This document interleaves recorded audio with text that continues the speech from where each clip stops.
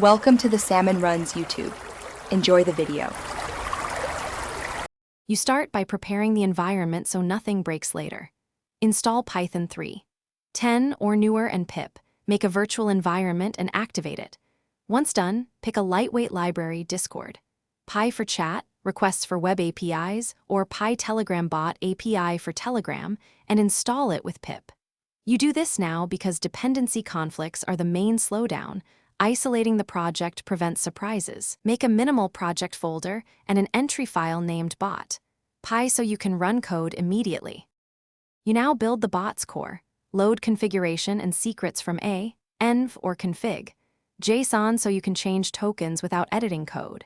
Implement connection and authentication first. Confirm the API accepts your credentials. Once connected, add a single handler, respond to a ping or message so you validate the loop. Use async functions for network calls to avoid blocking, and add basic logging plus retry logic for transient failures. This approach keeps complexity low while proving the main flow works. You finish by testing the full cycle. Run the bot locally and exercise each command. If webhooks are required, expose your local server with ngrok or a similar tool.